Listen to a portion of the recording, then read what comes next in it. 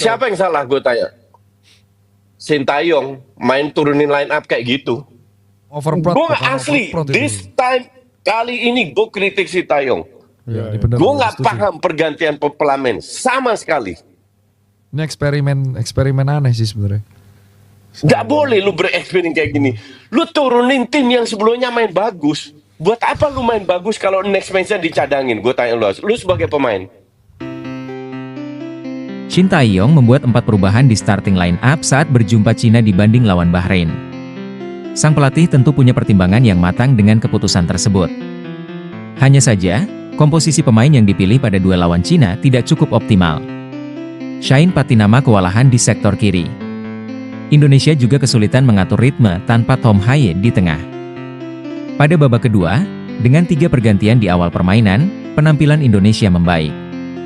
Tom Haye bahkan mampu mencetak gol dan Nathan Choeon terlihat lebih efektif saat bermain sebagai bek kiri. Bakram Abdueli harusnya tidak mencetak gol jika pemain timnas Indonesia lebih fokus lagi. Pada kasus ini, ada kesalahan individu yang dilakukan oleh Shain Patinama.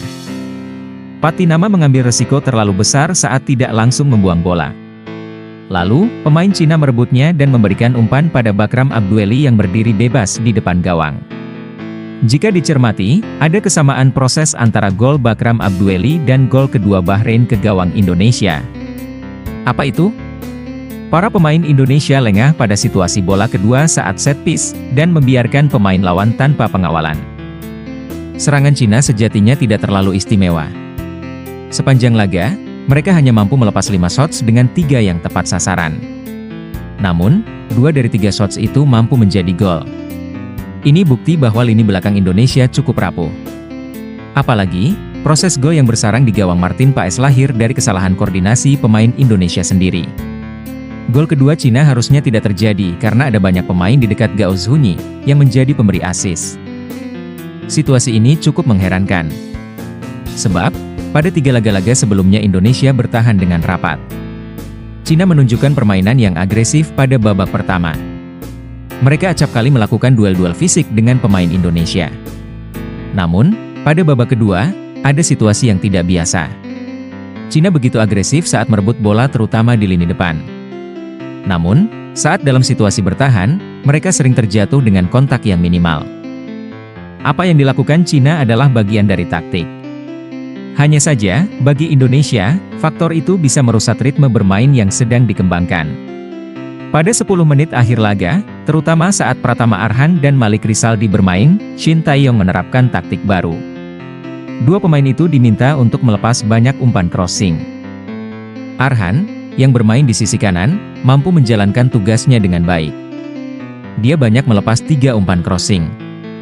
Hanya saja, Indonesia tak punya target man yang kuat di kotak penalti. Ini adalah masalah lama Indonesia.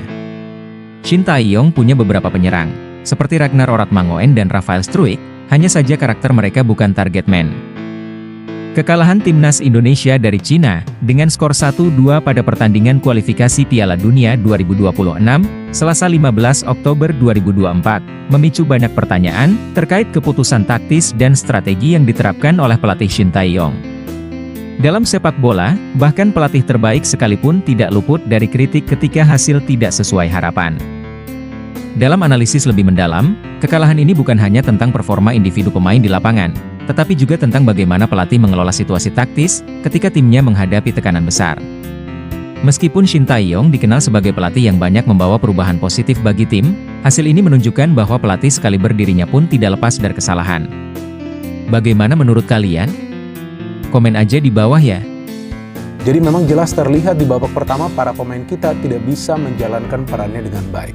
Artinya pada saat memang sekarang taktiknya adalah bermain lebih ofensif, build up serangan, maka yang harus diperhatikan pertama-tama adalah bagaimana caranya mengirimkan umpan secara cepat pada saat menguasai bola di area pertahanan tim lawan. Nah, itu tidak selalu dilakukan oleh para pemain kita di babak pertama.